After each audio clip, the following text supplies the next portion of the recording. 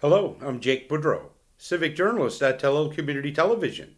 In this episode of Strait Talk, the Dr. Kingston Memorial Community Health Center hosted two media literacy sessions at the Lordways facility on October 25th and 26th. Community Engagement Manager with the Dr. Kingston Memorial Community Health Center, Josie Robinson, spoke with me about some of the topics discussed. I guess I can get started. I'll just open it up with a bit of about me and about the Civics program and why at Kingston we thought this was a good fit. So Civics is a nationwide charity that their mission is to improve civic and media literacy in K-12 schools. But as I looked around, I couldn't find anyone else who was doing the same thing for adults. And so I reached out to Civics and I said, you know what, there's ways we could change this to be relevant to grown-ups, and I think they would be interested. Like, there's many grown-ups who never got to learn this, who would be willing if it was available. And they gave me a lot of creative control, and they said, okay, yeah, we haven't had anyone ask, but let's do it. Yeah, I myself, I've been working in digital media for the past 8 years. I kind of trial by fire, had to learn how digital media worked. I freelanced as an artist and a graphic designer for 7-8 years before I started here at Kingston.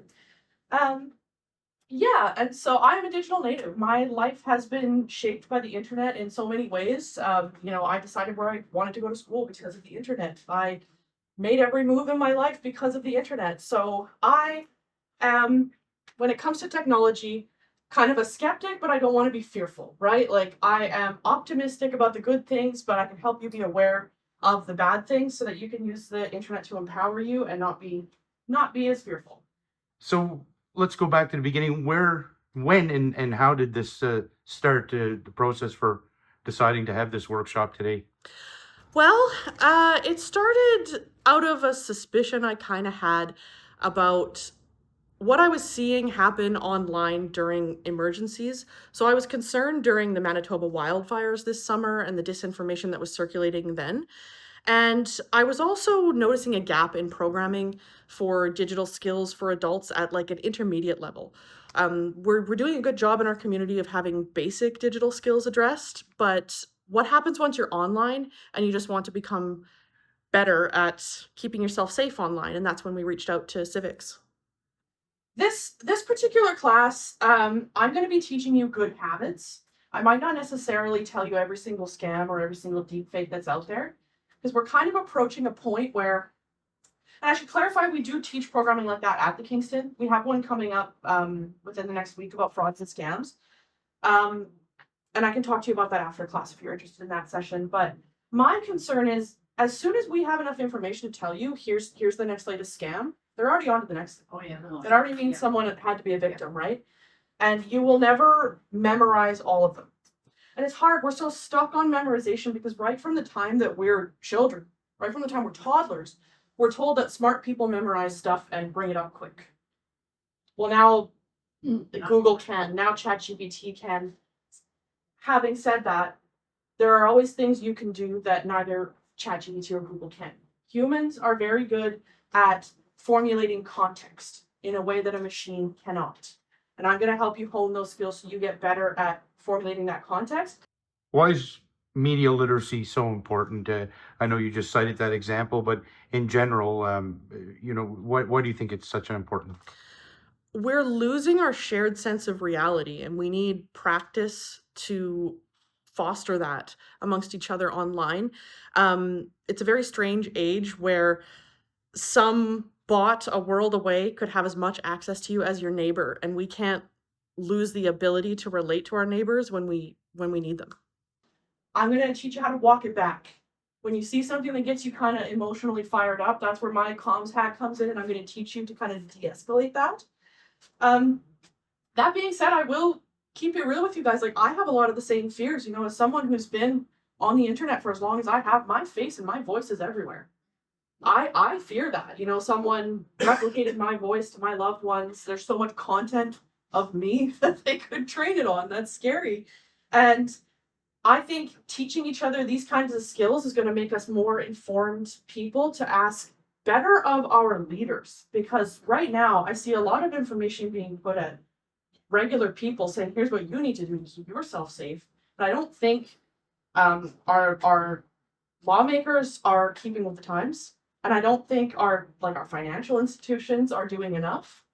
I think of how, if I call Scotiabank or Bank of Montreal, what's the two things that they usually do to verify my identity? They go, "Oh, we did it with Voice ID. You're good." Yeah. They say, "What's your mother's maiden name?" And that's where the social media angle comes in. I could go on your Facebook and find out who your relatives are and find out in 15 minutes what your mother's maiden name is. It's an outdated, it's kind of culturally out of date for them to still rely on that. So when we know these things, when we know how the internet has shaped our lives, we can demand better from our leaders. That's kind of why I wanted to do this today. There seem to be a lot of people that are worried about scams and security, especially as it pertains to AI. Yeah, people are getting more and more concerned as AI rapidly proliferates, but we also have this double-edged sword where we can't always memorize what AI is going to do because it's changing month by month. Like I first started making these lesson plans in June, and I already had to change them within 4 months by October. This lesson plan doesn't necessarily tell you about every single scam that's out there, but it helps you foster good habits to keep you safe as new ones arise. So I hope that answers your question, but also at the Kingston, we do have more scam and fraud specific programming that folks can use as a supplement to what they're learning here today. For a point of discussion, I wanted to ask you guys, where are you currently at? Like, what to you is good information? What makes a person trustworthy? And personally for me, I have the question of, have you seen this change? I've seen it change a lot. Even in I've been on the internet 15 years. That's not a crazy amount of time in the span of a person's life, but I've seen it change a lot. I guess I can give you an example. I came up on the internet in a time where the internet was still new enough to be scary, right? The internet and our real lives were kind of separate. And when Facebook came along, that's when they merged for the first time. And the fact that we use our real names, right? These are real names on the internet. And we make social connections on the internet. We have these pseudo-social relationships has really changed. People we know can have good intentions and still have bad outcomes. Yeah, when I was a freelancer and I would take out ads on an event I was doing something, it's if people saw what I could see, they wouldn't use it. You can find out through Facebook analytics who's been married, but also who's been divorced, how old you are, have you lost your job? What's interesting is as I've been promoting this session in the community is people kind of look at YouTube as a class of its own when I don't think YouTube deserves it. YouTube is still social media, but I think because people watch it on their TV, people regard it as in the same class as TV. And that's interesting to me because people think, well, I watch CNN on YouTube, but YouTube is still social media. YouTube is a weird one for me too, because I can tell based on what I've been searching, it will kind of assume who I am. YouTube, if I'm doing events with Rachel, who is our senior safety coordinator, suddenly YouTube will give me ads thinking I'm a senior. Or if I'm doing a DIY project around the house, suddenly YouTube thinks I'm a guy. YouTube is an interesting one. I want to talk a bit about Facebook. I talked a bit about how we use our real names on the internet now, but one thing I've also seen is how the internet became centralized. It used to be very fringe and very decentralized, but now have you ever heard people talk about the Big Five? They control most of the internet and thus most of our lives, as we saw recently with the Amazon web server outages. I don't know if any of you were following that, but it's Apple, Amazon, Microsoft, Facebook, and Google that control most of our lives, and it used to not be that way. You used to have to really try to find stuff on forums on the internet, and it used to really be if you didn't have that exact link, you couldn't find it. But now we have these crawlers that are connecting information on search engines all the time. And another thing is information became a product, and when I say that, I mean information about you, right? It's the saying that goes, if you're not paying for the product, you are the product. Personal information became something that could be bought and sold. And also bots, the rapid proliferation of bots. Sometimes I wonder how much human time is wasted on stuff like that. How many people are arguing with something that they assume is a human, but it's not real. It's a strange world where like a bot could have more immediate access to you than your own neighbor. Yeah, a bot is an AI or a script or perhaps even a software that interacts with humans in comment sections and forums and is trained to behave like a human.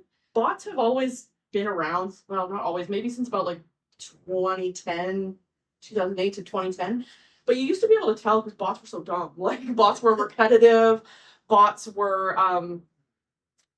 there was spelling mistakes, there was just stuff that people didn't do. But now that we have artificial intelligence with bots, they become more sophisticated. Yeah, chatbots are kind of a more formalized form of bots, something that's not necessarily going to lead you astray as much as it might be annoying. But I'm thinking of like, here's a good example. This one drives me crazy. Facebook Marketplace is the cesspool of the internet lately, and I see a lot of like AI patio builds and like AI deck builds.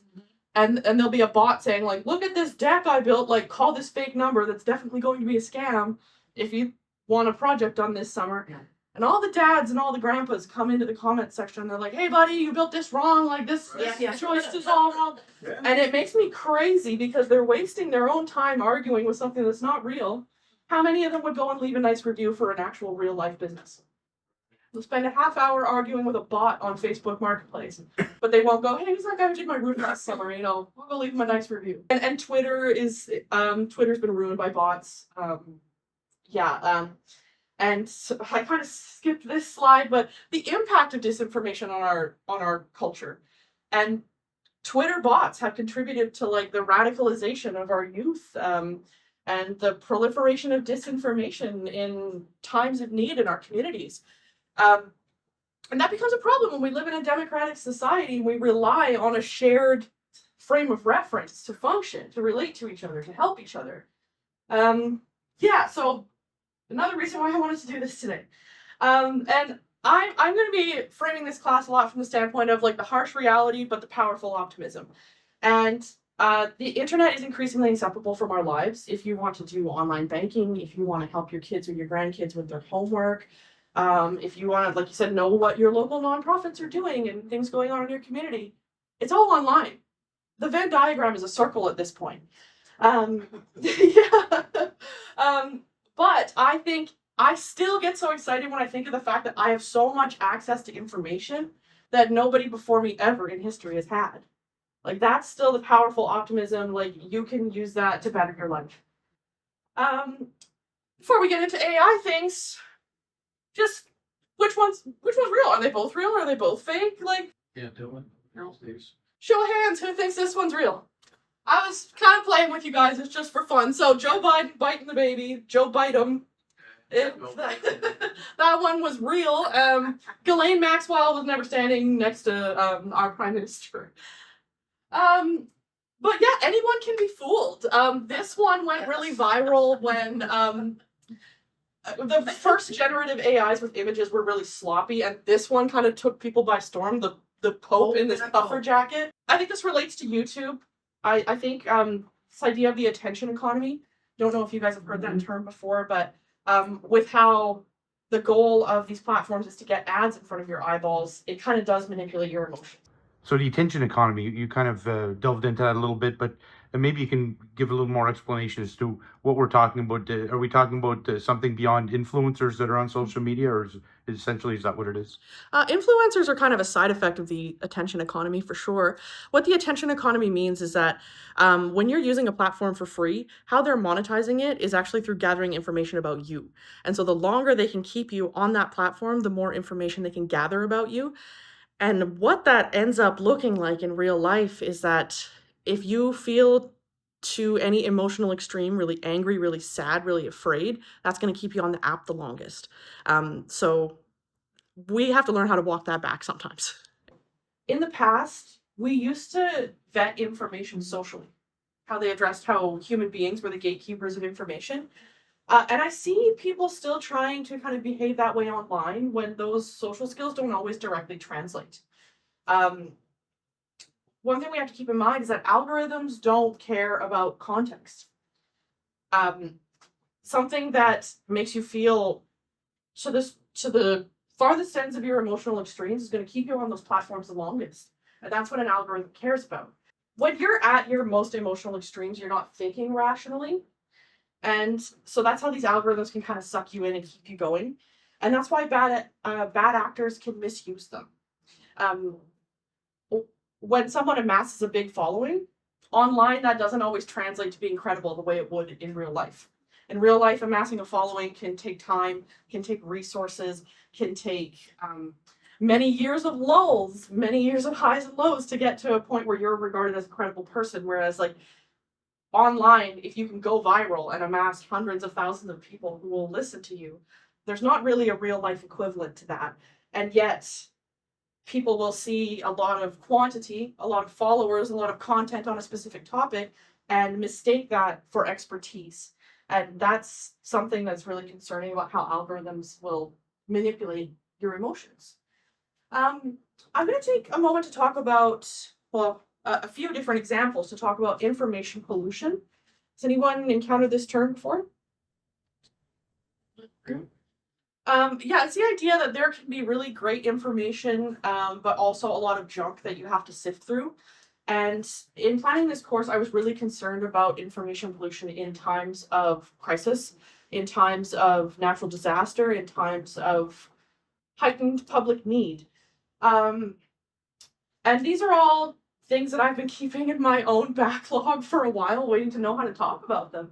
So a lot of these are taken right from my own feed or from people I know that have sent them to me. So one example could be mislabeling. So I'm going to show you an example from Hurricane Beryl. But it was not actually Hurricane Beryl. It was a different weather event from 2 years prior.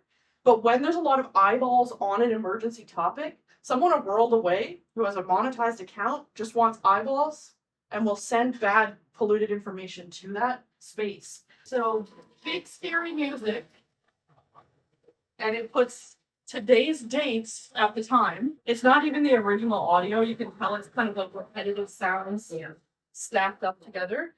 But this was actually, this was in Ohio in 2022. It's a weather phenomenon they get in those prairie areas called a derecho. So it's actually like a specific type of rainstorm and flash flood, but it was making people panic during evacuation orders during Hurricane Beryl. So if all of a sudden you have people clogging up the roadways that don't need to be. Another example could be a lack of context. So this pulled from my own feed. I've seen this shared again and again and again, no matter how many times people flag it. This is what I would call also rage bait. It's playing into a bias someone might already hold and exploiting that, making it look more official by assigning numbers and figures to it, but they're kind of cherry picked, right? So this says the average Canada pension recipient gets $1,200 a month after working 50 years. The average refugee gets $3,874 a month after being in Canada for a day, and that should infuriate everyone. Well, when I went and looked into, okay, I'm going to actually look at an official government site about these benefits to see if these numbers are real.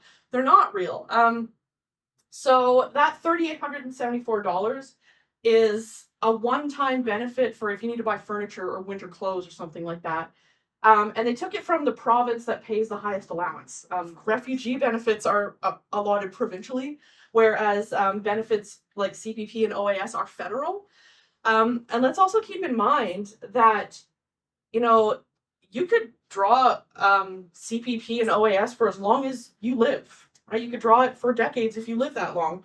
Whereas, what did I find out about the refugee benefits?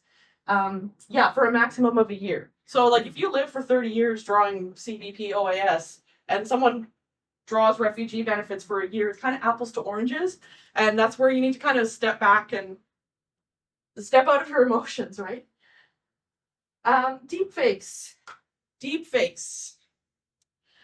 So, there's been quite a few Mark Carney deepfakes showing up on TikTok, but especially on YouTube lately.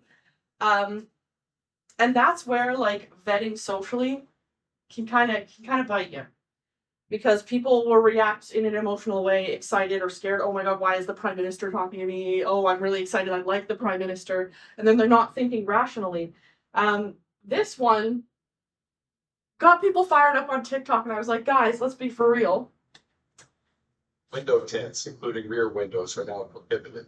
Lifts and their levels on trucks must be taken off. Of all the things the Prime Minister has to worry about, do you think he'd really be that pressed about lifting trucks? Right? This is where tint. Yes, exactly. There's some particularly aggressive ones on YouTube right now. What I'm about to show you is, I'm sorry, but it's me filming my TV, so I apologize for the quality here, but it would only show up when I was on my TV, never on my phone or anything. And it was like every single ad, and they were annoying because they were like 15 minutes long. It's like a 2-minute ad, but then they'll keep this QR code on your screen, trying to make you click it to get it to go away. So I don't think we need to watch the whole thing to get the context, but if you watch a lot of media like me, I could tell immediately that that's footage taken from this hour has 22 minutes. And they just put a big QR code over Mark Critch's face. So, yeah. Think critically about the medium. Like, if Mark Carney really had a new retirement benefit to tell you about, would he be taking out paid ads on YouTube with Mark Critch? I don't think so. And what I also started to notice was, because at first I was kind of swiping away from these ads, like, get these ads away from me. But you start to notice different people taking the same script on, or you start to notice like accent changes. The next one I'm going to show you, I was laughing quite a bit because he goes from like Mark Carney to Boston accent Mark Carney, back to regular Mark Carney to Australian Mark Carney. They just go on and go on and go on, repeating the same talking points. I found ads with Elon Musk, verbatim, saying the same thing. Rosemary Barton, verbatim, saying the same thing. When I found the Rosemary Barton one, I sent that in to CBC, and they were kind of like, we're getting so many of these, we can't even keep up.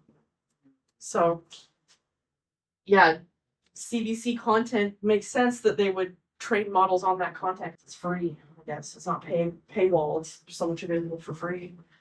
Okay, now this is one I really wanted to show you guys because this is a prime example of, even if you see an AI image and you think it's heartwarming, you think it's cute, you think it's harmless, even if you think it might help someone, there can still be unintended negative consequences. So this was a really good investigation done by 404 Media. Really encourage you to check out their reporting. It's some of the best tech reporting I've seen in the last 5 years. What is that? 404 Media? Yeah. They're a group of journalists that they all used to be tech reporters for like Vice and Motherboard. Yeah, started this together. So this was back in January of this year during the LA wildfires. All of a sudden there was a surge in AI generated slop that was fooling people, of firefighters rescuing animals. Or this Hollywood sign. This was on CTV News. People were driving out to the Hollywood sign thinking it was real. And so 404 did a fantastic investigation where they were able to determine, the video I'm about to show you has no sound because I screen recorded it. The person who made it, their profile is still live, still monetized. I didn't want to give them any more money. But this person churned out new videos like multiple times an hour, and they were getting millions of hits, millions of comments, engagement. And so 404 was able to dig enough with Meta to get answers on how much you pay someone for views and engagement like this. And what 404 was able to determine is that they made at least $9,400 in ad revenue from this one video, and that's not accounting for residuals, right? So if that video is still live and people are still sharing it now, 9 months later, they're still making money off of it, and there's no way for us to really know. Meta is not that transparent with residual revenue coming into content like this. Yeah, and they got on their page in the 3 days that they were putting out videos like this, a total of 94 million views. So this is all pretend. Yeah. Sure. Mm. Yeah. But what happened was you saw people sharing videos like this saying, well, if it makes people care about real firefighters, then what's the harm? If it brings awareness, then what's the harm? But what we started to hear from first responders on the ground, from local fire departments, is they were saying, when this is being, bulk shoved into your feed, we can't get people to see what we're saying. People can't see what we're saying amidst all the noise. I remember back in the 2023 wildfire season, AI was still not good then. So this wasn't AI, but it was happening. I remember someone I know showing me a video saying like, "Oh my God, this is Eastern Passage right now. This is somewhere in the HRM right now." And I'm looking at it. I'm sitting here looking at my phone like, I don't think it is. And again, formulating context, I would only know this because I lived in other provinces. I said, no, that's Fort St. James. That's Fort St. James in 2017. Right? So old footage from old wildfires was being repurposed to get clicks here in Nova Scotia. And I just think it didn't really take off, but we need these skills now. Now, is it just a matter that critical thinking is really lacking right now? It is a problem. Is that the main problem? It's certainly not the only problem. Yeah, we really need to practice it. I think it's there, but we've kind of forgotten it. These platforms have made it so that everything we interact with online is very quick and very immediate and very individualized to us. And we need to find ways to relate to each other again. Yeah, I think that we just need some practice. But I think we all need to kind of humble ourselves and realize it can affect all of us at any age. I think that's the first step we need to take as a community. What I've kind of noticed is that everyone knows it's a problem, but no one wants to think it's a problem to them. Everyone wants to think it's the next person's problem, but we all have things we need to work on. Anyone can be fooled. We used to have these stereotypes about like who is going to fall for stuff like this, but I think it's hitting everyone. This showed up in my feed, and guys, this almost got me. This was everywhere, and it was this is something I've really had a problem with. In the circles I've run in online, is that with the conflict in Gaza, there's this sense of urgency with everything you see. Like, people are dying, you need to share this right now. You need to donate right now. You need to respond right now. This was like on everybody's story, and you feel this like peer pressure to share it. But then it came out very quickly within like an hour or so that, hey, this is AI.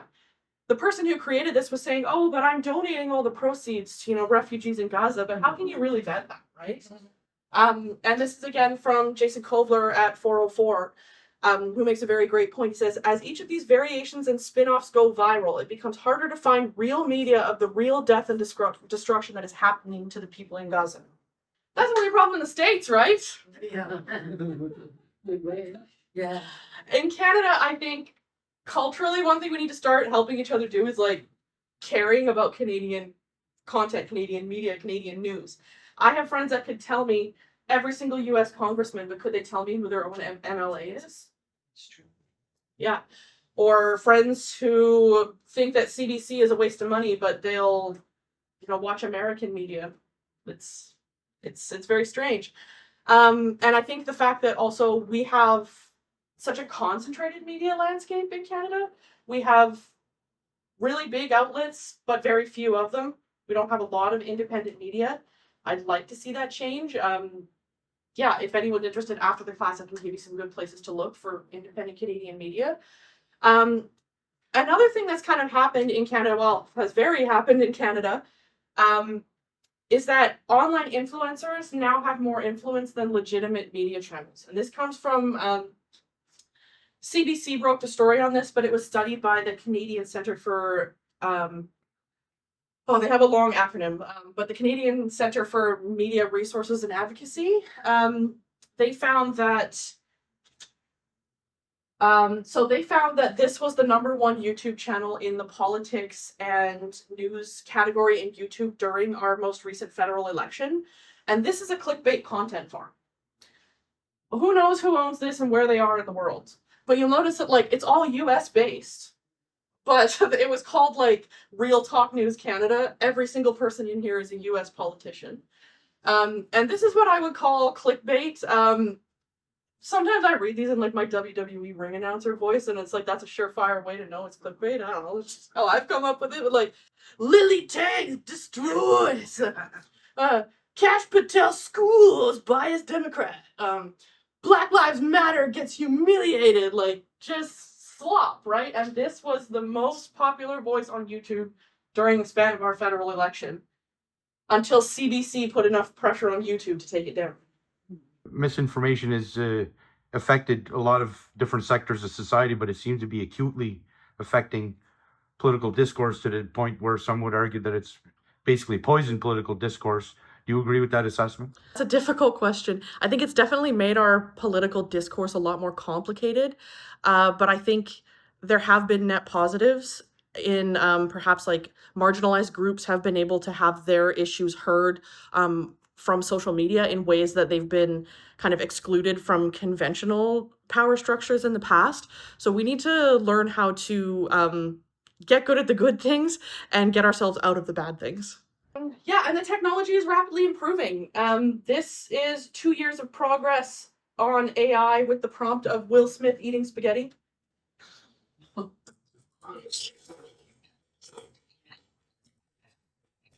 2023 to 2025. Very crunchy spaghetti. I thought I would kind of, at this point, pause and again kind of read the room. I was very hesitant in planning this class whether I wanted to say, like, here's how you know it's AI, look at fingers, look at this, look at that, look for blurs. But I was conflicted because in 6 months that could be obsolete.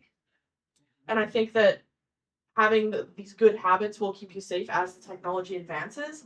So in case you didn't know, Sora is OpenAI's answer to TikTok. It's like a TikTok feed, but everything on it is AI. Nobody asked for this. I don't know why it needs to exist, but they're heavily pushing this, and essentially to join the app, you have to give like your face and like record yourself saying a few words. It's a data grab disguised as fun. But what's the problem is that like there's people are already starting to repost these videos to Facebook and to Instagram and stuff. There was one that was showing up all over my Facebook feed that, you know, I'm the Debbie Downer on Facebook. I tell all my friends when their stuff is fake. But there was this video of a cat being swooped by an eagle and then a goat saves him and everybody was sharing that video. Yeah, you've seen it? Yeah, it was everywhere. That was Sora. And Sora has kind of catted themselves by saying, well, we put a watermark, you know, we attribute this as AI, but there's already watermark technologies that will remove watermarks. People are already just sticking emojis over stuff. I find sometimes there's intangibles with recognizing AI. In that Moldovan election worker video, there's always something a little bit robotic and like about how they move. Like you can tell that like no one's limbs just slide like that as she's like moving a paper. And there's always something, I describe it as like a little bit Finding Nemo about them. Like it's that era of animation reminiscent where it's like a little bit too smooth. And like I look at people's hair because when you film something with a camera, it moves frame by frame, but AI has to create pixel by pixel every single spot of color in that image. So like someone will have a piece of hair sticking out and then they won't in an instant. But again, like it's going to rapidly change. The way that we navigate the internet has changed, where people aren't going to a search engine and putting in keywords anymore. People aren't going to a web browser and typing in the name of a site anymore. They're going to their app of choice, and for the most part, they stay on that app. So we almost need practice to get off the app and take in other sources of information, because as much as I get what they're saying with like look for blurs, where's weird emojis and stuff, it encourages you to like put the blinders on and like zone in on that app, and it becomes a fixation that I think realistically, do any of us have the time in our lives to hyperanalyze everything we see? That earlier, like with the Mark Carney ads I was showing you, the first few I got, I was like, bye. Like you're not really analyzing them that much. And I think we don't have the time to analyze everything we see because we're constantly looking at information all the time. Now, when you refer to de-escalation, what exactly are you talking about, and what are some tips for the public to de-escalate? Oh, for sure. So de-escalation, a lot of us have some concept of this in real life, but online it can look different. I see people quite frequently interact with disinformation online in ways that they might not know is actually just pouring gasoline on the fire. So, for example, let's say you see a post on your TikTok or your Facebook feed, and you're pretty sure that it's AI, and perhaps it's maybe calling for something really harmful. What I see some people do is they'll get in the comments and say, no, you're wrong, and here's why. Or they'll share it to their feed and say, hey, I wanted to let everyone know this is fake. Well, the problem is an algorithm just wants you to push buttons and spend time. It doesn't care about the context. So all of your engagement, even if it's negative, is still engagement.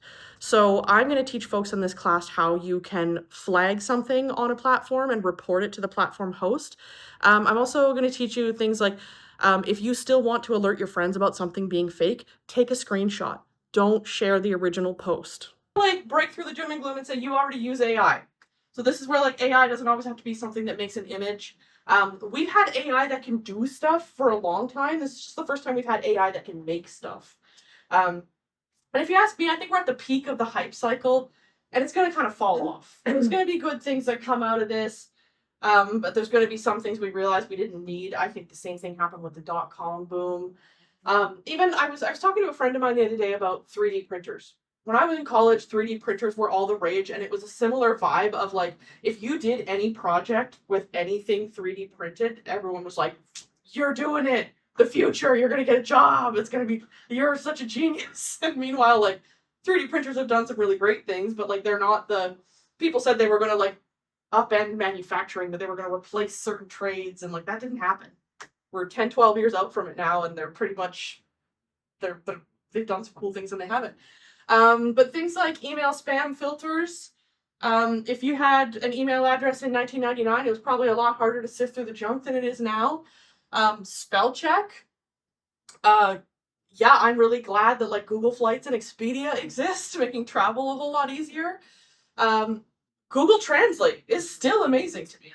The fact that you can translate photos, you can translate live voice now, like Google Translate, I'm a stan for Google Translate. And voice to text, yeah, I love voice to text. All my text messages I do with voice because I don't like to stop and stare at my phone. I just want to like say it in there and keep going. Like these are all things that have improved our lives.